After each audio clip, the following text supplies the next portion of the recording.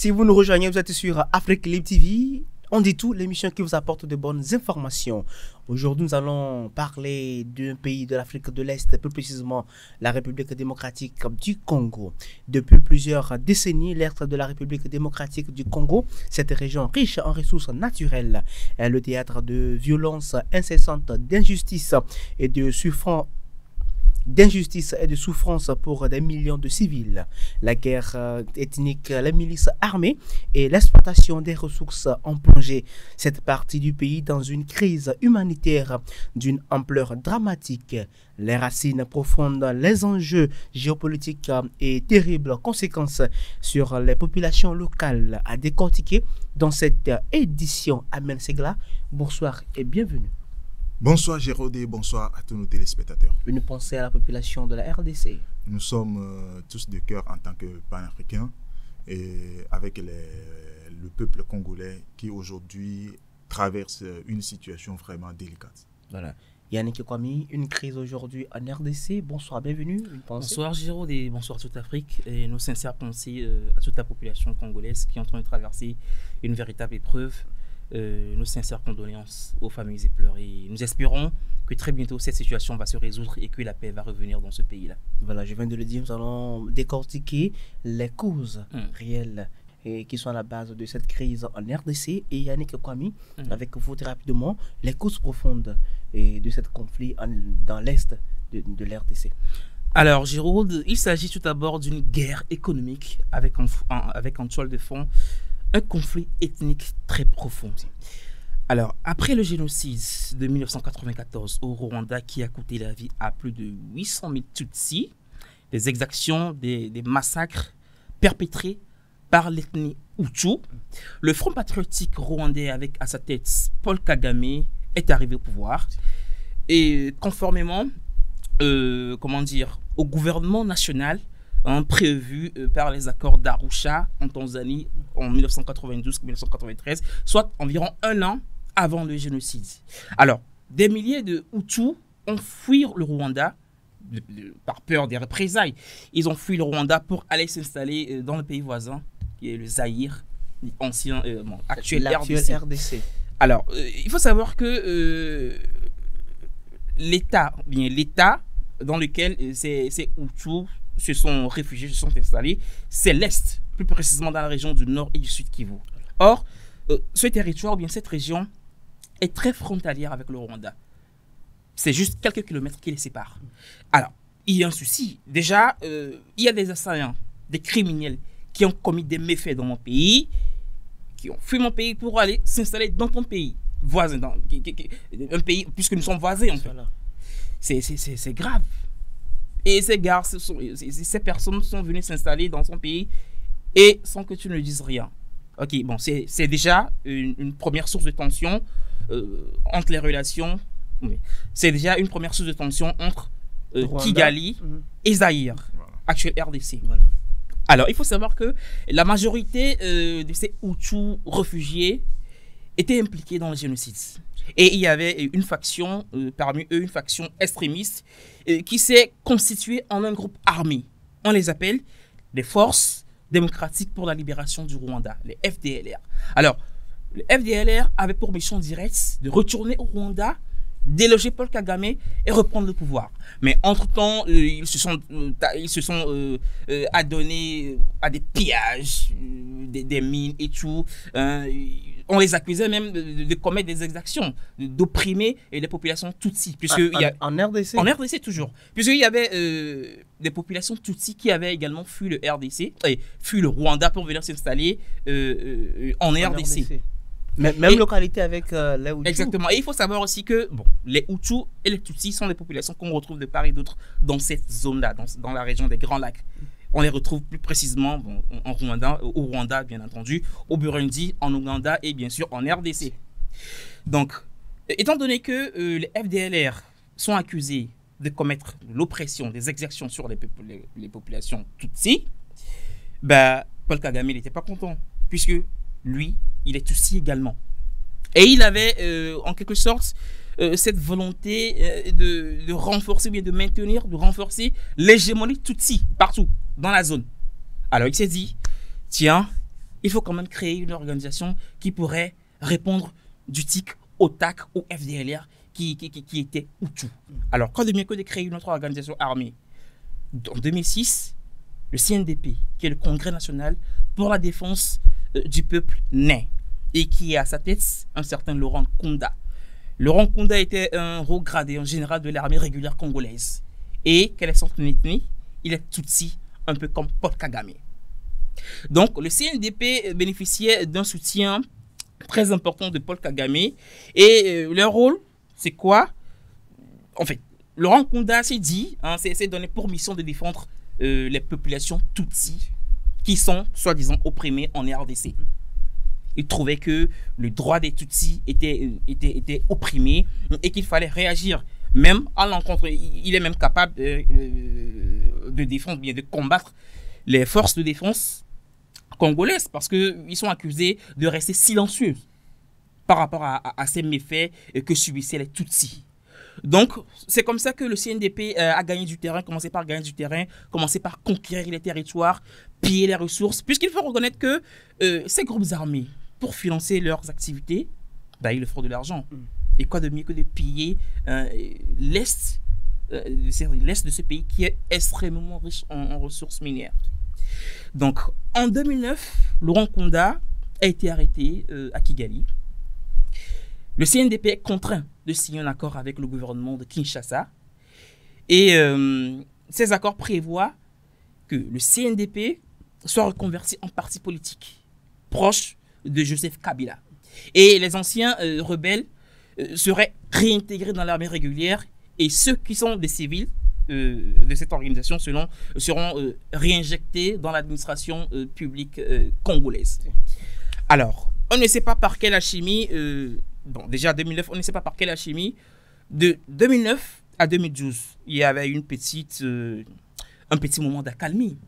Ça s'est tassé un peu. Mais en 2012, une autre rébellion survient. C'est le M23 que l'on connaît aujourd'hui. Alors le M23, c'est une catégorie de rebelles, d'accord, qui faisaient partie du CNDP, qui se sont dit non. L'accord du M23, l'accord du 23 mars 2009 qu'ils ont signé avec le gouvernement de Kinshasa, ces accords-là ne sont pas respectés. Donc il fallait qu'ils réagissent. Donc du coup, le M23, comme je viens de le dire, est né et ils ont commencé par reprendre leurs actions de pillage, par occuper des territoires.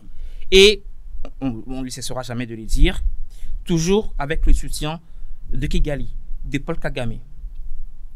Et en 2013, ils se sont même permis d'occuper Goma. C'est pas la première fois qu'ils occupent Goma. Ils ont même occupé Goma. Et il a fallu que les forces armées du Congo, les forces armées de la RDC, avec le soutien de l'ONU, délogent Manu Militari et ces rebelles de Goma pour que la paix puisse revenir. Donc de 2013, à partir de 2013 jusqu'à 2021, on n'a plus entendu parler d'eux. Donc bref, c'est ce conflit-là que les Occidentaux exploitent pour attiser la tension, pour attiser les violences et pour piller les ressources très denses de la RDC. Justement. Donc voilà en quelque sorte, de façon ramassée, l'historique, si je peux le dire ainsi, et de ce conflit-là qui perdure jusqu'alors. Nous allons revenir sur cette partie. Bien sûr, on va y revenir. Puisque tout récemment, la population congolaise est montée au créneau et a dénoncé ce silence de la communauté internationale. Mais Amen Segla, il y en a qui viennent de parler du mouvement M23 aujourd'hui. Mais nous constatons que ce conflit depuis Rwanda aujourd'hui, Zaïre, RDC, ce sont les peuples congolais qui paient le pot cassé aujourd'hui, le M23. Oui, quand vous parlez de M23, qui parle de M23 parle de Paul Kagame parce que c'est les Tutsis qui ont formé cette rébellion-là et c'est Paul Kagame qui les armait.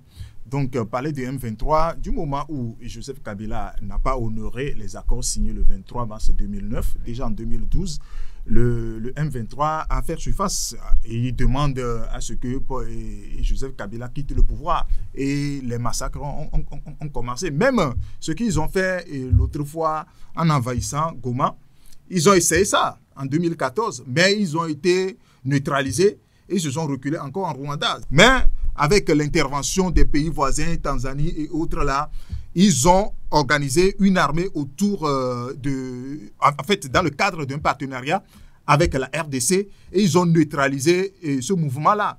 Et puis, c'est en 2021, et ce mouvement a refait surface pour demander encore des choses.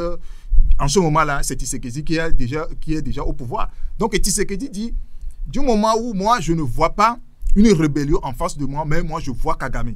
Quand vous me parlez de M23, moi, je vois Kagame. Donc, s'il y a discussion à faire, je dois discuter avec Paul Kagame. Or, Paul Kagame dit quoi? Quand Paul Kagame dit, tout ce qui est guerre civile ou bien rébellion sur ce territoire, c'est entre les Congolais. Moi, je n'ai rien à voir dedans. Mais Amen, il n'y a que les Tutsis là-bas et les Hutus qui oui, mais comme Yannick vient de le dire tout à l'heure, je ne veux pas rentrer trop dans l'histoire parce que quand vous prenez l'histoire des Tutus et des Tutsis, ces deux ethnies-là se retrouvent un peu partout dans cette zone-là, que ce soit en Ouganda, en Burundi, en Rwanda, ou bien en Tanzanie. Ils se retrouvent un peu partout. Mais ce qui concerne même l'armée, si l'armée, il y a un groupe d'armées au nord Kivu là-bas, c'est pas Kagame qui a engendré ça. Parce que avec le génocide du Rwanda, vous allez voir que les Hutus qui ont massacré les Tutsis sur le territoire rwandais ont parti avec leurs armes. Lorsque Kagame est venu au pouvoir, ils ont parti en exil en Zaïre, qui est aujourd'hui RDC. Maintenant, quand Paul Kagame est venu au pouvoir, pour sauver, pour permettre aux Tutsis qui aussi se réfugient sur leur territoire là-bas, il a donné aussi les armes. Donc il y a deux groupes armés, Hutus et Tutsis, sur le territoire étranger. C'est ça. Et c'est avec ça, la communauté internationale, du moment où en fait, que cette communauté, elle, aime là où il y a le désordre, ils ont profité du moment où c'est une zone aussi riche. Donc ils ont soufflé sur et c'est cette incompréhension-là pour créer un grand conflit, pour pouvoir exploiter tout ce qui est ressources minières du Congo. C'est ce qui est en jeu maintenant. Donc, pour revenir sur Paul Kagame dit aujourd'hui que non, tout ce qui se passe sur le territoire congolais n'engage que les Congolais, que lui, il n'a rien à voir dedans.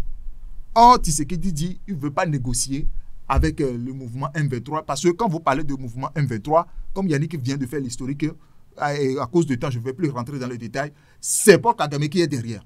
Parce que tout ce qui concerne l'armement et tout, c'est Paul Kagame qui leur donne les armes pour pouvoir faire les choses comme ça. Parce que quand vous prenez le groupe armé là, en dehors du groupe M23 même, il y a encore l'armée rwandaise qui est aussi sur le territoire, sur le territoire de la RDC. Et tout ça là permet à Paul Kagame de mettre la main sur tout ce qui est richesse au nord Kivu là-bas et le vendre aux Occidentaux. Parce que vous ne pouvez pas comprendre comment est-ce qu'un pays qui n'a pas de... Quand vous parlez de coltan et de colbat, le Rwanda n'en a pas. Mais quand vous prenez la réserve mondiale, la RDC seule occupe entre 60 et 80% de la réserve mondiale de coltan et de colbat. Et aujourd'hui, on parle de transition énergétique, c'est-à-dire quand vous parlez de voitures électriques, tout ça là, nos téléphones smart, téléphones et ordinateurs portables, tout ça là, c'est grâce à ces minéraux-là qu'on fabrique tout ça là. Et la République, mais quand vous prenez la RDC même, n'arrive pas à avoir un contrat sur le marché international. Et c'est le Rwanda qui n'a pas ces ressources-là. C'est Rwanda qui vend ces minéraux aux pays occidentaux. Voilà la cause même de cette guerre. Parce que si le Rwanda, on acclame le Paul Kagame pour pouvoir développer le Rwanda, c'est grâce à la richesse du Congo. C'est ça.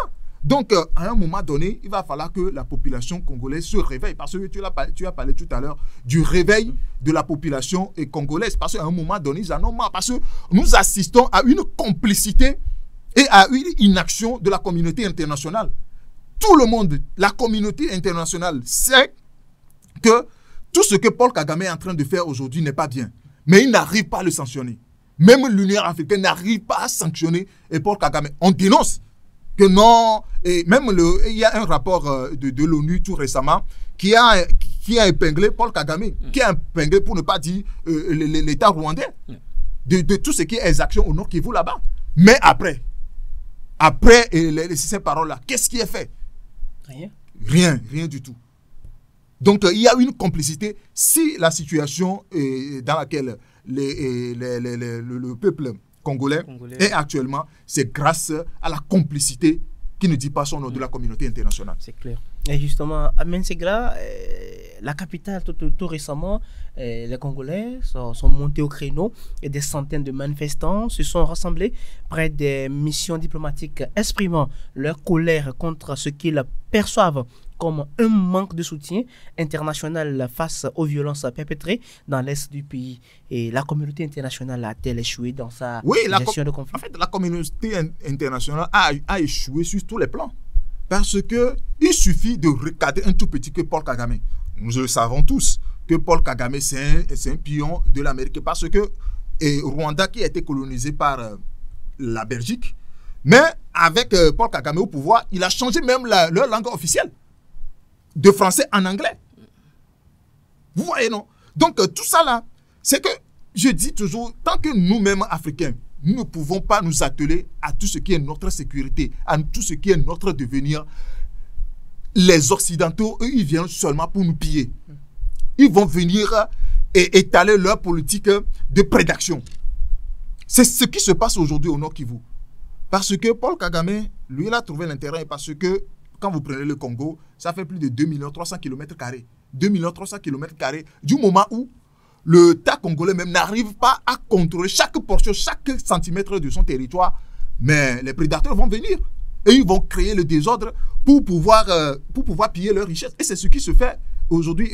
Donc, si le peuple congolais s'en prend à tout ce qui est chancellerie, que ce soit de la France ou bien des États-Unis, c'est parce qu'à un moment donné, ce peuple en a marre. Parce qu'il n'en pouvait plus. Vous dénoncez à chaque fois que Paul Kagame n'a pas bien fait, Paul Kagame a fait ci, Paul Kagame a fait ça. Mais après, vous faites quoi après? C'est-à-dire vous êtes dans la dénonciation, mais en dehors de cette dénonciation, vous signez encore un contrat de ressources minières que ce pays n'en a pas avec ce type-là. Voilà. C'est ça. C'est un peu déplorable. Yannick Kwame, est-ce que la RDC doit forcément s'appuyer sur la communauté internationale pour trouver une solution? Alors, Jérôme, quand nous disons ici que les Occidentaux ont toujours été le malheur des Africains, certains croient que nous exagérons. Ces personnes, ces Occidentaux, nous ont habitués au même schéma. Qu'est-ce qu'ils font? Ils utilisent des tensions au niveau des classes politiques, des groupes politiques. Ils créent des groupes armés, des groupes terroristes, ou encore ils exploitent des tensions ethniques. Et quand ça va commencer par s'embraser, eux, ils viennent, ils en profitent pour assouvir leur appétit géopolitique et géostratégique. Alors, de quelle communauté internationale tu es en train de parler? Tu veux parler de l'OTAN ou bien tu veux parler de l'Union européenne qui vient de signer, ou bien qui a signé en février 2024 un accord sur les ressources minières avec le Rwanda? Mais de quelle communauté internationale tu es en train de parler? Il faut rappeler que Paul Kagame, c'est l'ami des Occidentaux. Ahmed vient de dire que il a toujours été soutenu par les États-Unis. Aujourd'hui, Paul Kagame, depuis un moment déjà, Paul Kagame s'est lancé dans une mission qui consiste à redorer le blason du Rwanda, de laver l'image du Rwanda à l'extérieur. Aujourd'hui, Paul Kagame parle de miracle congolais et le narratif qu'il utilise est basé sur le génocide rwandais. Que le peuple rwandais est résilient, certes. On ne peut pas le refuser, ça, le peuple résilient. Mais il profite de cela pour laver le nom de son pays. Et qu'est-ce qu'il fait? C'est, Ahmed vient de le dire, il se base, ou bien il exploite les populations de la RDC Congo, il sème le chaos, il sème le désordre, il plonge les populations de l'Est de la RDC dans la misère, dans la pauvreté, dans la servitude, pour redorer le blason le blason de son pays. Yannick, mais dans ce cas, si nous parlons du conflit en RDC, est-ce que la RDC doit s'appuyer sur la communauté internationale? J'en viens, je vais y venir. Bon, comment est-ce que ces organisations internationales, la communauté internationale dont tu es en train de parler, est en train de financer Paul Kagame. Mais comment est-ce que tu voudrais que la communauté internationale vienne régler une situation conflictuelle qui lui profite? Ça n'a pas de sens. Du moment où il y a le chaos, du moment où il y a l'instabilité, du moment où il y a l'insécurité, eh bien, ça fait les affaires de la communauté internationale. Donc, aujourd'hui, le RDC doit faire face, bien, la RDC doit faire face à son destin. Il est temps, nous le disons toujours ici, il est temps que les Africains trouvent des solutions africaines à leurs problèmes. Donc, c'est vrai, les populations, eux, ils font dans l'émotionnel, c'est normal. Ils accusent, c'est normal qu'ils accusent la communauté internationale de tous les maux. Et c'est normal qu'ils aillent, voilà, je ne cautionne pas la violence. Mais le fait qu'ils s'attaquent aux ambassades, c'est une manière d'exprimer leur mécontentement. C'est une manière d'exprimer leur ras-le-bol. Donc, moi, je n'attends rien de la communauté internationale par rapport à la résolution de cette crise-là. Il est temps que la RDC, il est temps que Félix Tshisekedi trouve d'autres solutions alternatives pour régler une fois pour de bon ce problème. Voilà, Amen. C'est que tout récemment, nous l'avons entendu, le président de la RDC, Félix Antoine Tshisekedi, qui se plaint comme quoi l'Union africaine également n'a pas quand même contribué à l'effort. Mais quels sont les efforts actuels du gouvernement congolais pour stabiliser l'Est du pays et protéger la population? Aujourd'hui, le gouvernement congolais, à mon humble avis, est aux abois. C'est-à-dire la situation vraiment le dépasse. Parce que quand vous prenez le président actuellement, il n'a pas les fatigué. En fait, il voulait négocier. Quand vous prenez tous ses propos, tout ce qu'il veut, c'est de raconter Paul Kagame pour discuter pourquoi il en veut à son peuple. Mais Paul Kagame dit, je n'ai rien à voir dans ce conflit. C'est un conflit entre les Congolais eux-mêmes. Donc, s'il y a négociation, ou bien si tu veux discuter avec quelqu'un, tourne vers avec les M23. Parce que moi, je n'en ai rien à voir dans cette histoire-là. Mais, tout ce que il y a des ONG, même l'ONU, a établi tout récemment un rapport où il a épinglé directement la responsabilité du président rwandais dans cette affaire-là. Maintenant, qu'est-ce que Antoine Tshisekedi peut faire dans cette affaire-là? Il doit tourner vers la communauté parce qu'il y a AEC qui est là pour... Parce qu'il doit commencer par les sanctions. Parce que la RDC seule ne peut pas faire l'affaire. Parce qu'il y a déjà les groupes armés sur son territoire qui aujourd'hui ont pris Goma en otage. D'accord? Maintenant, il revient à la communauté nationale internationale, c'est-à-dire à l'Union africaine, si elle existe encore, je n'en sais rien. Elle est déjà morte. Voilà, je ne sais pas. Donc, il va falloir qu'on commence par les sanctions. Parce que le temps du discours est révolu. Parce que apparemment, Paul Kagame veut plutôt prendre action pour la communauté internationale à qui il vend les minerais qui ne l'appartiennent pas. Donc, il va falloir que l'Union africaine agisse maintenant, en commençant par les sanctions, en mettant ce pays-là embargo. C'est-à-dire tout ce qui doit, rien ne doit rentrer encore dans ce pays-là. Pour voir comment il va s'en sortir. Il doit l'exclure de tout ce qui est communauté régionale. C'est comme ça qu'il doit procéder. Sinon, s'il ne tient qu'au président Antoine, je ne vois pas quelle autre manœuvre il peut encore faire dans cette affaire-là, si jamais l'Union africaine n'intervient pas. Aujourd'hui, les efforts du gouvernement congolais, avec à sa tête le président Antoine Félix Tshisekedi. Écoute, Jérôme, le président Félix Tshisekedi a hérité d'un conflit. Il a hérité d'un conflit qui n'a pas eu le temps de bien préparer. Voilà. Et aujourd'hui, il se retrouve devant le fait accompli. Il savait déjà que son pays est en proie à une crise qui perdure toujours des années, et près de 30 ans déjà. Et quand il est arrivé au pouvoir, Amen vient de dire qu'il a voulu négocier directement avec Paul Kagame. C'est vrai, il s'est rapproché, il s'est plus rapproché de Kigali. Il a même rencontré Paul Kagame à plusieurs reprises. Il est même allé à Gisenyi lors du mémorial, la commémoration du génocide. Et Paul Kagame est aussi venu en RDC lors des obsèques du papa de Félix Tshisekedi. Et donc, Paul Kagame et Tshisekedi s'était inscrit dans une logique de diplomatie, de pourparler, en espérant que Paul Kagame va rappeler ces chiens en laisse que consiste le M23. Mais Paul Kagame n'a pas les coups des franches parce que il est juste un coursier que la communauté internationale, les Occidentaux envoient pour venir pour aller faire des achats, faire des courses. Et où est-ce qu'il va faire des courses? dans le supermarché géant qu'est l'Est de la RDC, Goma. Donc, c'est difficile pour lui à ce moment.